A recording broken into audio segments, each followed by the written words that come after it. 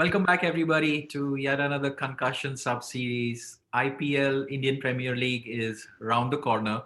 The auctions are sometime between second or third week of February, and the tournament is due to happen in March and April. Exciting times. There's a lot of cricket going on across the globe. So today we will start jumping into the segment. We have three supercharged committed analysts here. We will talk about who they are and what are we going to speak about. But first things first, congratulations on the India test win on GABA and the series. I'm absolutely pumped, and the 2020 has made a great start for all of us. Hopefully it continues for the rest of the year and brings smile to all of our fans. So focus talk about exclusive review on IPL 2021 retentions, releases, and a special concussion sub. This time I will be, because our co-founder Ajay PK is still trying to get ready to come onto our show.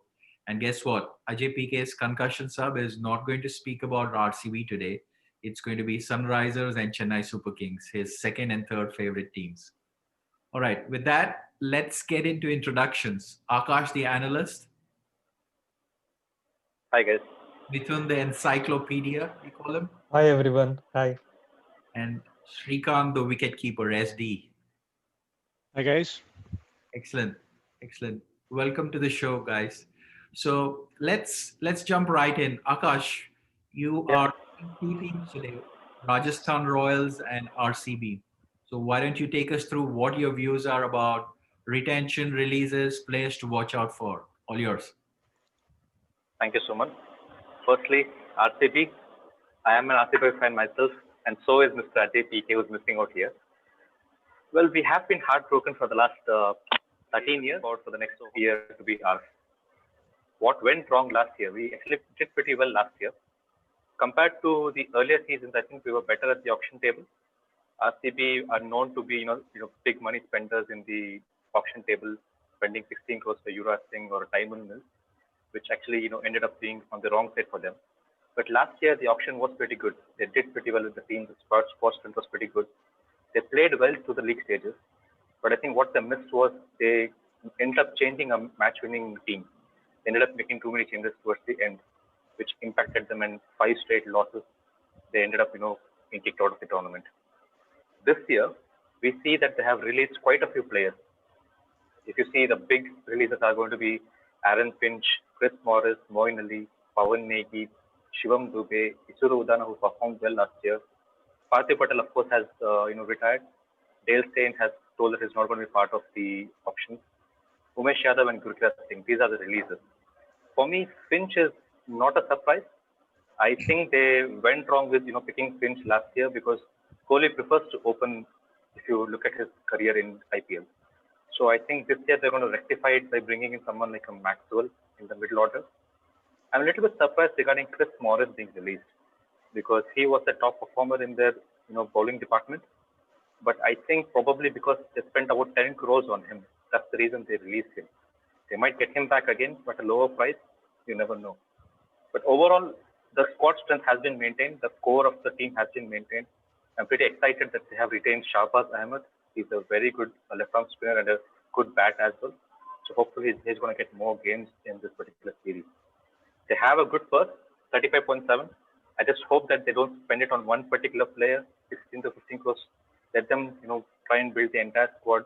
They have quite a many slots to fill, about 11 to 12 players. They also got 2 players traded from Delhi, Daniel Sams and Harshal Patel. Daniel Sams has been performing well in BBL, but I somehow feel that given the conditions in India, I'm not too sure about that pick.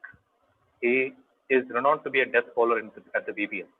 So hopefully they have done the right choice and Dan Sams delivers, at the death. But he's a good bat. So let's hope that he's going to do well for RCB this time because generally whoever they've gone for death like a Corey Anderson or a Shane Watson, they've always been knocked around. So rather prefer having somebody like a Chris Morris at the death rather than somebody like a Dan Sams. So that's about it for RCB. Let's hope that they're going to do good at the auction table. My picks for them would be somebody like a Maxwell or even a Shakib who's going to come back to the auction this year. Alex Hales has been doing well, but he's an opener, so I don't think they'll go for him. dark horses, Jive, Richardson, Nathan Coulter-Nile. These are the guys who actually bowled well at the death, and death bowling has been a problem for RCB in the past. So I'm hoping that they are going to pick somebody like them. Overall, again, fingers crossed, hoping that RCB is going to deliver this time. And before the big auction happens in 2022, I just hope that we have one title at least before we do the big auction.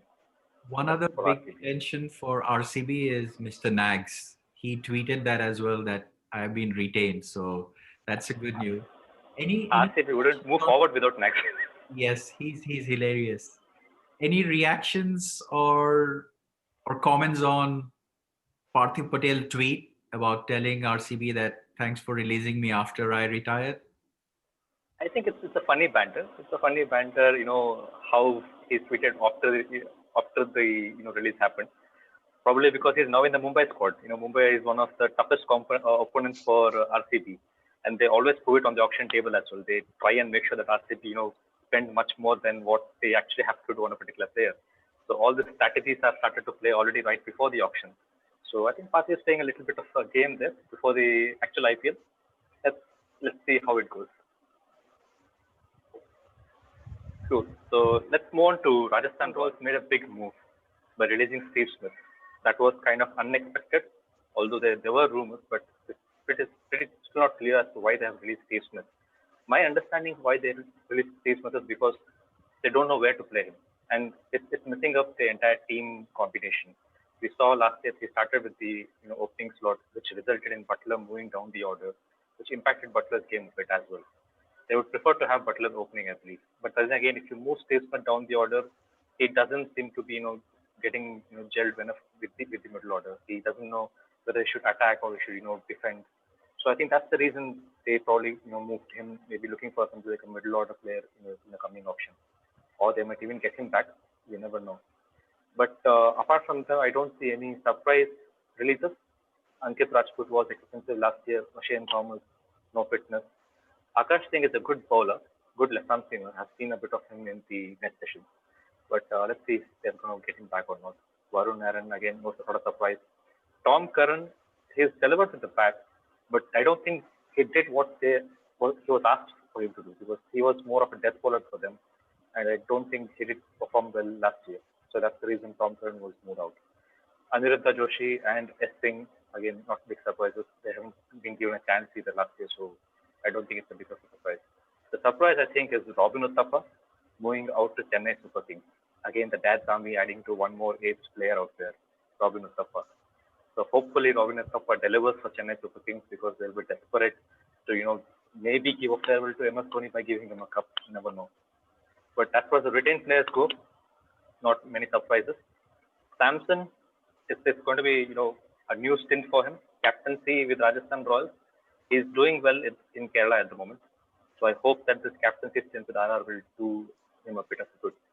He's got a couple of key players with him, with Ben Stokes and Jeffrey Archer and Josh Butler out there.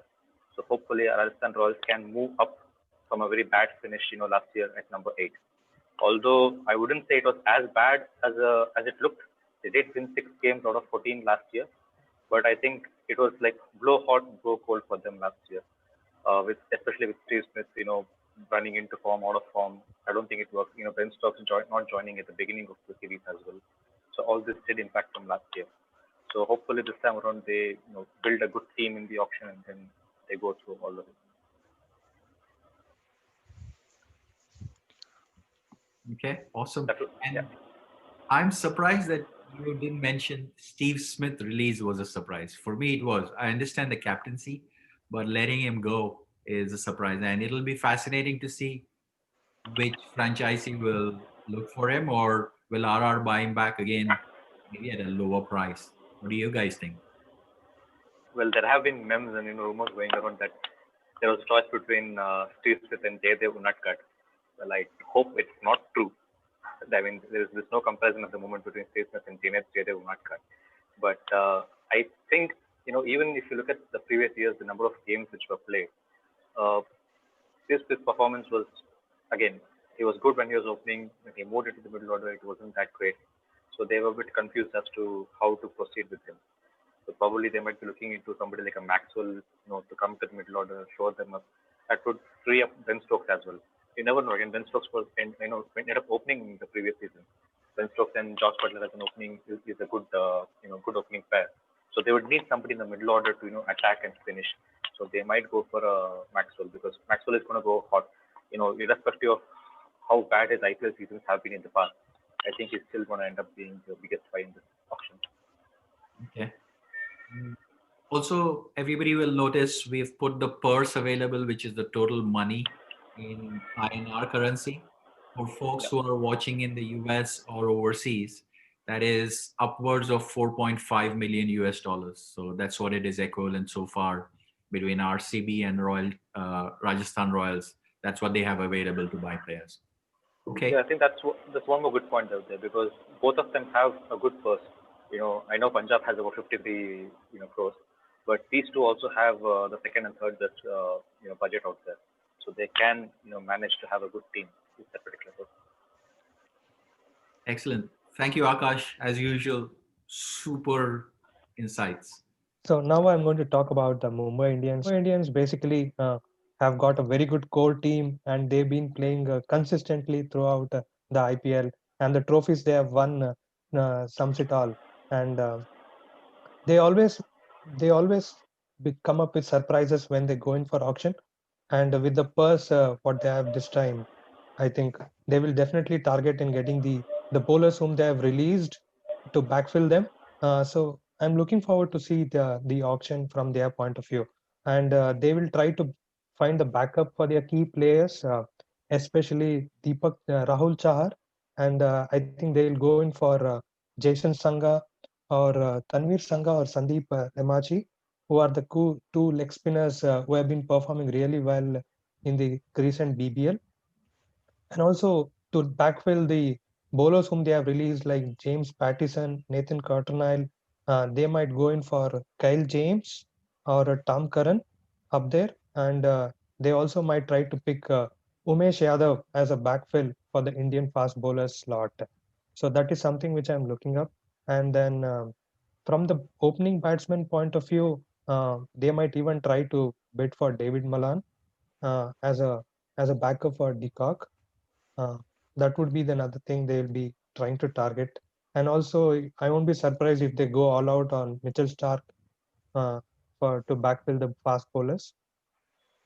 So other than that, I don't see any other big surprises. Another thing would be they might go in for Arjun Tendulkar uh, as a Mumbai fan and the Mumbai team.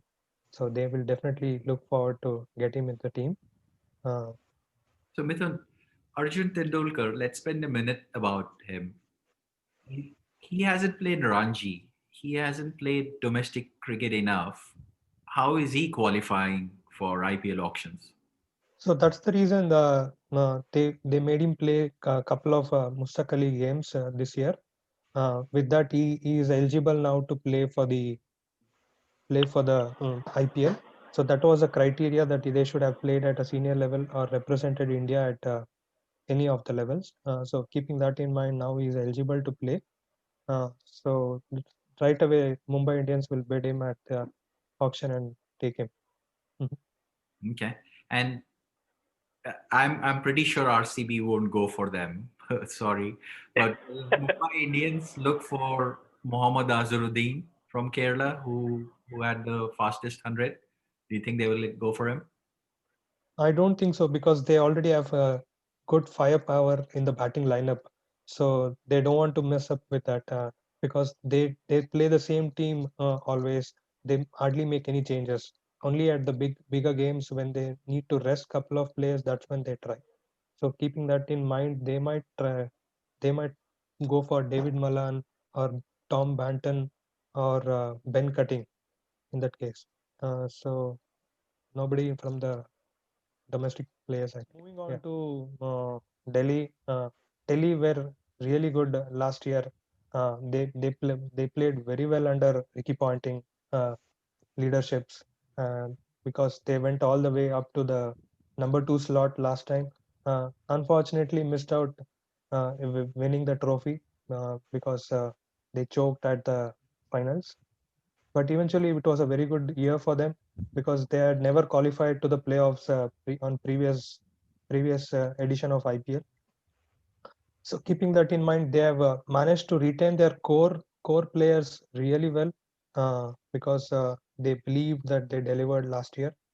The biggest surprise were release of Jason Roy and Sandeep Lamachi last year, whom they were part of the team, but Jason Roy couldn't make it because of injury. And Sandeep Lamachi was a biggest surprise for me. So keeping that in mind, they might even try to buy him back in the auction. So they have quite few slots to fill up this year. Basically, they will be looking up for a wicketkeeper backup for Rishabh Pant. So they might look up to someone like Billings, Matthew Wade, or KS Bharat, or Glenn Phillip, a New Zealand wicketkeeper. They might try to bid for them in the auction. And also Indian fast bowlers they might target because they just have Ishan Sharma and Avesh Khan there. So they might go in for someone like Akash Singh, Iqbal Mariwala, or it might be Arzan Nagaswala, or it might be Umesh Yadav. So these are all the fast bowlers whom they target to fill up those slots. And then when it comes to batting, they need somebody to play an anchor role in the middle order, whom they were missing. Someone who can play a role of Ken Williamson in Sunrisers Hyderabad.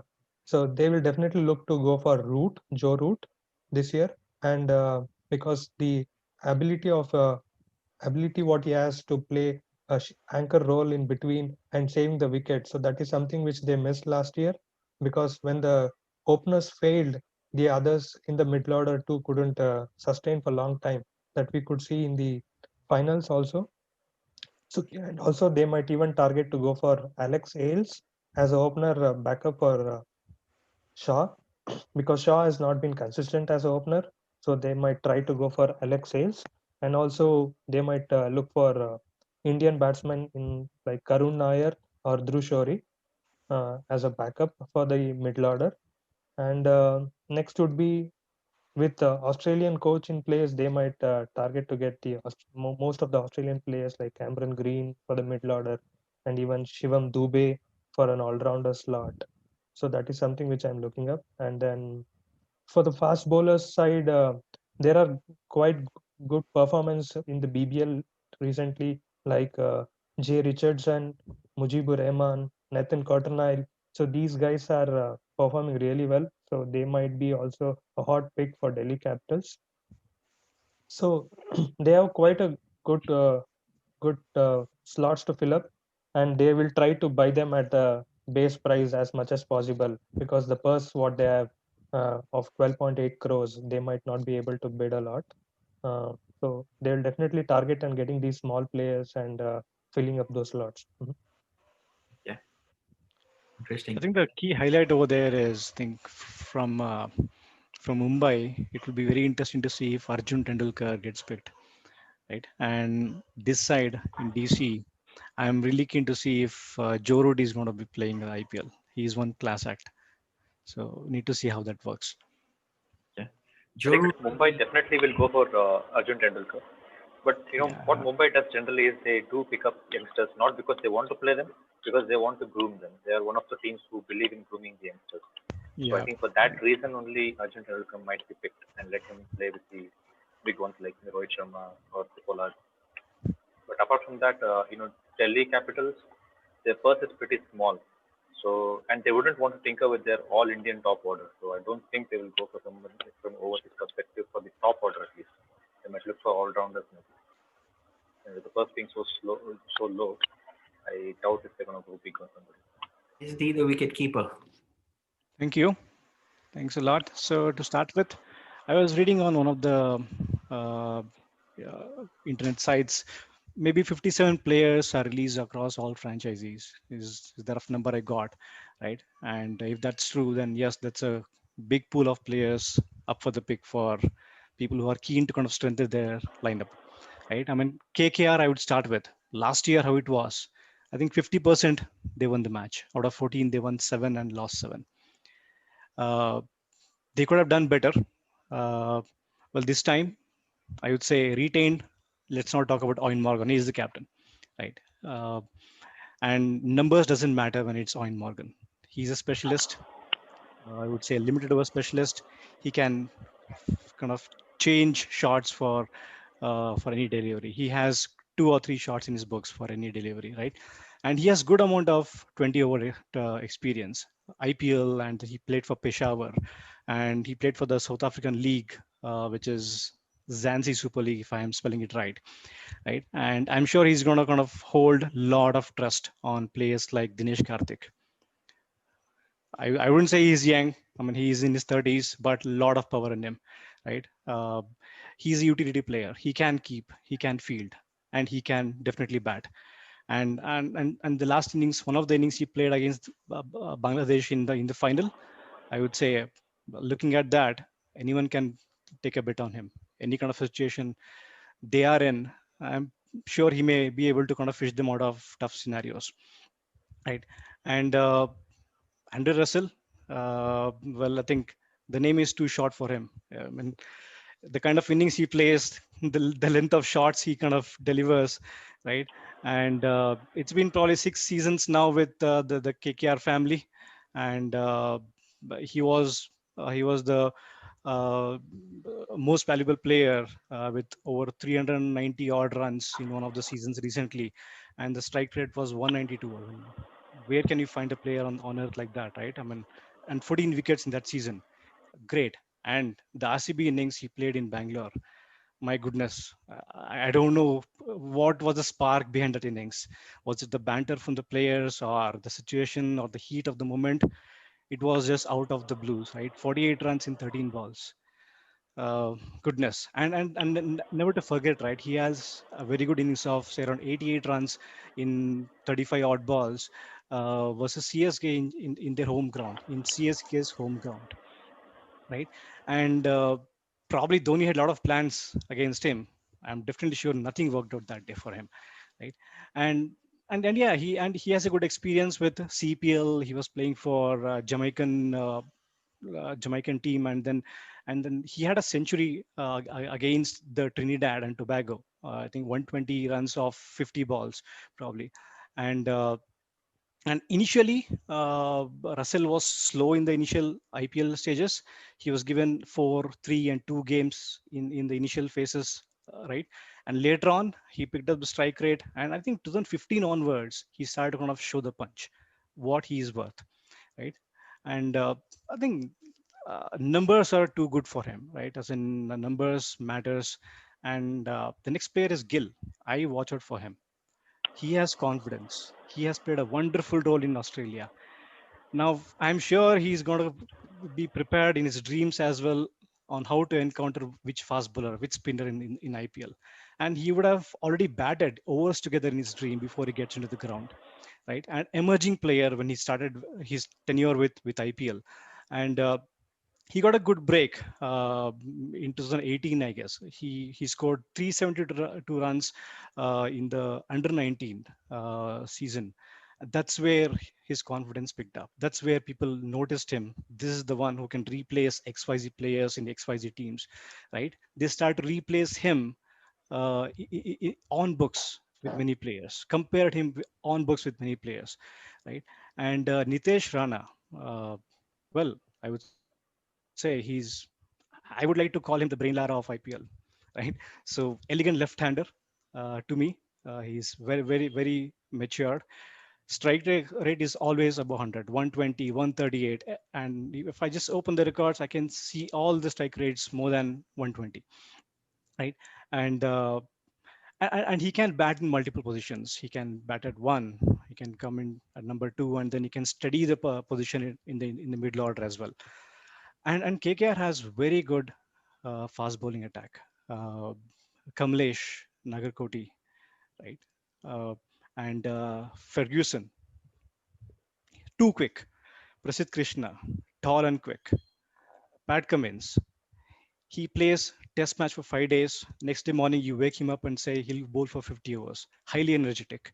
4 overs in an IPL is nothing for him, right? He can really go full on with his 4 overs, right? And Varun Chakravarti, he was supposed to be probably playing with the Indian team. Probably he just kind of had an injury, and then he was ruled out of the playing squad. He will be looking to make a mark again in this IPL, right? And people who are released, uh, say, I mean, Siddesh Lad. Uh, well, I would say, I mean, to me, he could have been given an extended run. He didn't had a lot of chances in IPL. A very good domestic player, very reliable from Mumbai. He's a crisis man, but could be he could have been given extra chances in IPL, given more exposure. You never know. One or two innings can do the trick for any player in IPL, right? And they have 10.85 crores. Not too much. Need to be very careful in how they kind of spend this, right? uh, shouldn't be, I mean, they shouldn't go too fancy about buying players. They have very good batting, they have a nice bowling attack, good spinners with them. uh, they can kind of play with this 10.85 crores very smartly, and then need to bank on the existing pool of players also at the same time, right? Okay, good enough. So the next team, yep, I'll So stop there. before you go to the next team, I think there are a couple of things I Mhm. noticed. One is they've they've released Tom Banton. Mhm. Not much chances they released. I think that is one Yeah, surprise yeah, for me. And second, Chris Green has played a couple of good tournaments, IPL, CPL, and he has track record. I think those two will be interesting to see who will pick them. And then I don't know if Canny and Deb Jyoti gave you some sort of incentives, SD, but you've been getting a lot of praises about KKR. We will see how they play along. I think they have a decent yeah. team. Nitish Rana to a Brian Lara is, I know maybe. I think you went a little far comparing, but Yeah, I mean, to me, I mean, I would say probably from IPL perspective or from KKR perspective, the kind of elegance he has been carrying, not with the style, the way he plays, right? It's more of scoring runs, dependability from that dimension.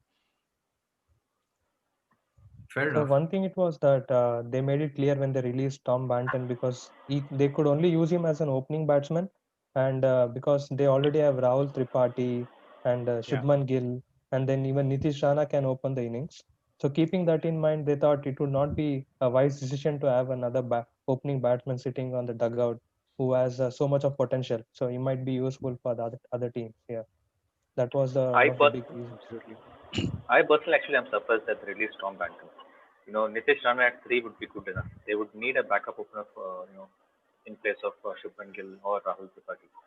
But releasing a good player like Tom Banton, I remember RCB releasing players back to back to back every year, even if they don't perform, doesn't matter. You can't release a Quinton de Kock. So similarly, I don't think us, Yeah. Kolkata did well by releasing Tom Banton also. I'm surprised that they didn't do well last year. Frankly, according to me, it was because they didn't play a settled team. You can't move Morgan around. He has to be at number four.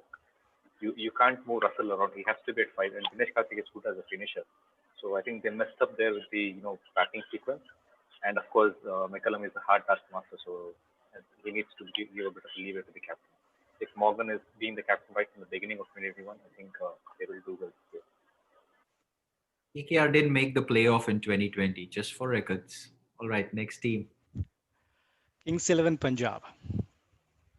Great. So on the top, KL Rahul. Interesting fact. I think during the lockdown time, he was very worried that will he be able to kind of continue with the same form when he starts playing after the lockdown and the IPL starts, right? Uh, I got a chance to read few articles wherein he went to Just Cricket Academy in Bangalore. He made the bowlers to just bowl from the top, all spinners, and then try to hit as far as possible to make sure that he's still having that punch and the form, right? And that's the kind of dedication we expect from the captain, right? Even during calm time, he's trying to work on his skills, right? And that is what he has carried to the players. Chris Gale, right? With Kings 11 Punjab, he started to scare people, scare teams with his presence. And I'm sure 132 matches, his record says 132 matches, 4,000 odd runs, right? I mean, that's tremendous, right? People struggle a lot, and they spend their entire career in achieving this amount of runs in ODI throughout their career. And this guy only in T20, this is the number. And and the number of sixes he has hit, I mean the kind of sixes and boundaries, doesn't it's just out of the blues. uh, 384 boundaries and 349 sixes, right? uh, how many balls he would have lost. Imagine the fate of the bowlers with this kind of a harsh hitting, right? And and I feel sometimes doubt as in what this man is made of. The bat is maybe extension of his arm, right? It is not a separate piece. It's an extension of his arm, right? And his West Indies colleague Nicholas Puran and our Indian Mandeep Singh and Mayank Agarwal, they're long hitting as well, and they are very crisp and clean strikers, and they are going to support KL Rahul and Chris Gale to greater extent in this coming season. They wanted to kind of make through in the last season of IPL and somehow reach the top spot. They're unlucky in many occasions. It happens in a short format, no doubt, right? And I am keen to watch out for Bishnoi. The action, the quick action he has, and then the flippers, the googlies, and then the leg spinners. He troubled a lot to the Bangladeshi batsmen and all the teams in the Under 19 World Cup. And he was doing good initially in the last season, but probably lost track later on. Uh, the credit may go to the batsman. They started to pick him on how he's bowling, or probably he got a little more carried away with the spin and the turn, or kind of the drifts he's getting, and then lost control, I guess. Right. Releases, well, Glenn Maxwell, little disappointing last year. Uh, and to me, based on my observation, a lot of his failure last year can be attributed to his approach. He started to kind of target the leg side more in the IPL last season. He had an open stance toward the leg side. He wanted to kind of go full swing for the spinners and then target the leg side boundary, right? Maybe these bowlers were very smart in the opponents, and then they kind of focused on bowling him on the offside and then tied him up on the offside. And and yeah, as in he wasn't too good last year. I think uh, 24 balls, 32 is what was his best score uh, in the previous season. Pretty disappointing. But I think he's doing good in the Big Bash. I see a lot of big hits. This year we'll see who is going to kind of take him. And Mujibur Rahman, well, I thought he would have been retained because the kind of uh, spin he bowls, off spin, wherein he the action is not too readable. Not great records previously though, but he is very deceiving and very tough to play with the new ball. If he bowls over 1 or 2 or within the 5 overs, he can get very good drifters with the new ball. And a lot of money, 53.2 crores. They're very rich. So need to see, do they want to kind of buy any uh, stronger players from the pool, or they want to balance the side with smarter talent in their team, right? It would be kind of good watch for. And just a step back, K. Gautam, I don't know why he was released. He's tall, he's strong, he's all-rounder. I mean, he can bowl, he can bat, right? And maybe he had a couple of bad seasons. That's where he lost confidence, and the franchises as well thought they can go for a different all-rounder than K. Gautam. So it will be interesting to see who's going to fill his place. As Yeah. a RCB fan, I'm thankful that they released K. Gautam. So hopefully RCB is going to go Exactly. for him this year. Yeah, and you know, Cottrell last season was, uh, I would say, he lost one of the matches in Dubai, and I just forgot the name of the batsman from Rajasthan Royals who took him for 5 6s in a over. Tiwatia. Matia. Javatia. Tiwatia, yeah, Javatia. right. Tiwatia, right. So not sure if that was spark to kind of release him, or was there any other plan, strategic plan with the franchisees that okay, let's go with a different bowler who may be a right-hand fast bowler, right? Or maybe a left itself who is more quick and has a lot of variations than Cottrell. I'm actually not surprised that they release so many players because I I personally feel that PT Zinta enjoys going into the auction with a lot of money, spending it Yeah, left right on many players. 53.2 crores, that's a lot of money. The hand's going to pain this year, exactly. by, You know, raising a hat to bit yeah, big and big. that's where the confidence is, right? I mean, you have a lot of money with you in the auction table, and you have a lot of options to think about. Your mind is open, right? You have lesser money, you'll be kind of tied to one or two options, and then that's how it goes. It's a, I would say it's a gentleman's game. It's a smart game, tough game, quick game, and also it's a money game. That is $7 million equivalent of money they've got. Um, Yeah. okay. Thank you, SD. Appreciate all the inputs. Okay, so switching on. So, will our suspense of Ajay PK coming on the show break ever? Well, we'll have to wait because he's not here today. So, I'm going to be his concussion sub and try to give his thoughts about two of his favorite teams outside of RCB, Sunrisers Hyderabad and Chennai Super Kings. Okay, Sunrisers Hyderabad, the retained players need no introduction. Everybody knows all of them by heart by now. And I think they made a sensible decision in not releasing any of them. What surprises me on the release players is Fabian Allen. Unfortunate that he's not gotten any chances. It is by the design of how the team structure is in Sunrisers. The overseas players are heavy. Between Mohammad Nabi and Fabian Allen, they had to make a choice. And I think they made a right choice because Mohammad Nabi has been there since a long time with Sunrisers.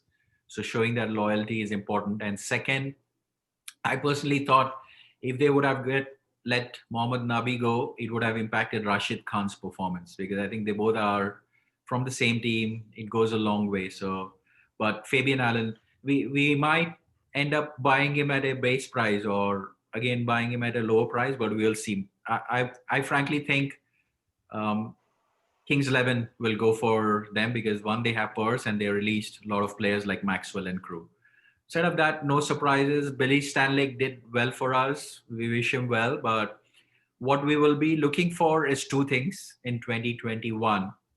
And I'm sure Ajay PK will agree with me on this is Abdul Samad. He needs apparently more opportunities. I have my opinion about his skills, but Harsha Bogle speaks highly of him. Irfan Pathan speaks highly of him. So time will tell. I think if he can win trophy next year in 2021, then I'll be convinced that he has talent. But up until then, we'll have to wait and see how Abdul Samad will play. And from middle order batting, that we need a solid Indian middle order batsman.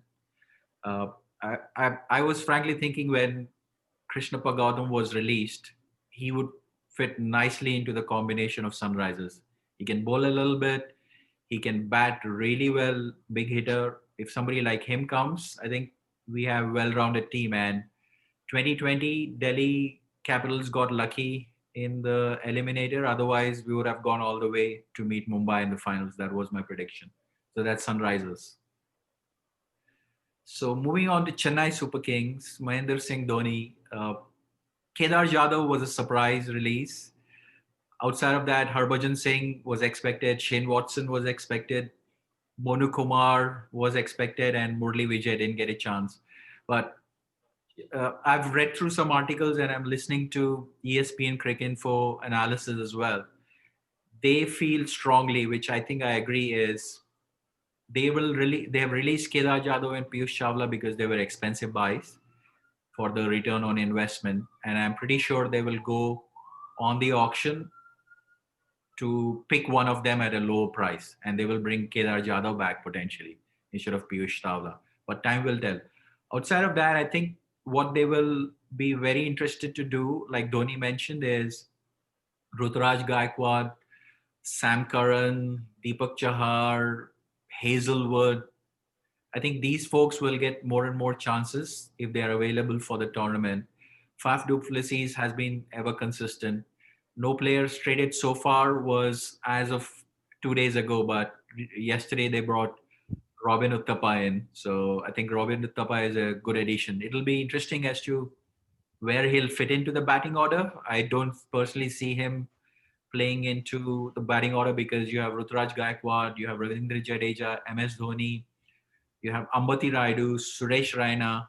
So not sure where Uttapa will fit into the mix unless somebody gets injured, but it's an interesting buy. Net, they will come back hard. They had a bad 2020, and I'm sure if it is played in India, all of you know Dhoni's support from India's point of view. So that will be one team to watch out for in 2021. I personally feel they will look for a backup captain for the coming season. Now that MSC might, retire after the next season, I think they will go for somebody like a Steve Smith and get him in, sit, get him into the think tank, see how the further seasons are going to be planned because they've already told that they would like to plan for the next coming 10 seasons. Unfortunately for them, the big option didn't happen in 2021. But I think they will spend a lot and try and get Steve Smith in there, and maybe from there on they build the team in 2022. Yeah. And Sunrisers Hyderabad, aren't you interested in Kedar Jadhav, Suman? Thanks, Akash. I think Kedar Jadhav is good for auction pool. Maybe RCB should pick him up and open batting with him. You never know. You never know. RCB can bring surprises. Yeah, and look, couple of things before we jump on to the quiz, right? Kane Williamson, somebody sent me a WhatsApp picture of him in a yellow jersey one day, and when I woke up, when I saw it, like that was probably the baddest feeling I had. But thankfully, that was a rumor, so Kane was retained. And then from an Hyderabad point of view, look, in all fairness, RCB has a great chance. Hopefully, this rest which Virat Kohli got, and also time to think, will be an interesting 2021. He'll be fully charged with the India win and also rest and new addition to the family. So it should be fun IPL 2021. Yes, absolutely. Excellent. Excellent. So are you guys ready for a quick round of quiz? Yeah. Sure. Awesome. So, and this one, we will have some options given to you. It won't be a Q&A. First one, against which team were the most centuries scored in IPL 2018? Rajasthan Royals, Sunrisers, Mumbai Indians. Mumbai Indians. Sunrisers. It is Sunrisers. 4 centuries were scored in the entire tournament against Sunrisers in 2018. Yeah, bowling gives a heart attack of Sunrisers sometimes. Okay, the next one. Which Australian bowler has best bowling figures in IPL? James Faulkner, Andrew Tye, Adam Zampa. I think Adam Zampa. I think it'll be tight. Zampa. 6 wickets for 19, playing for Pune, playing against Pune Super Giants. Yeah. Which Indian player has the fastest 100 in IPL? Virendra Sehwag, Virat Kohli, or Yusuf Pathan? Virat Kohli. Yusuf Pathan, 2010 tournament, 37 ball century. Nobody has beaten that. Mumbai against Mumbai. Yep. Last 2 questions. Which season did Virat Kohli score all his IPL centuries? 2016. Let me finish the options, Akash. Great. Okay, last one. Which is the only IPL game in which Super Over 2 ended in a tie? Sunrisers Hyderabad versus Kolkata Knight Riders in 2013, KKR and Rajasthan Royals in 2014, Rajasthan Royals and Kings 11 Punjab in 2015. Option 3. Option 3. It was KKR versus RR, option 2. Both of them had a 20-over game and then 1-over eliminator. However, Rajasthan Royals won by a boundary countback rule, same like New Zealand. Okay. With that, That's good. we come to an end of a super interesting IPL review. Again, like always, make sure you tell a friend and a family member about our channel. Feel free to subscribe and use our hashtag Waadaplaya on it. We always sincerely appreciate your time when you're watching us. Feel free to drop a comment. Until then, goodbye. Take care.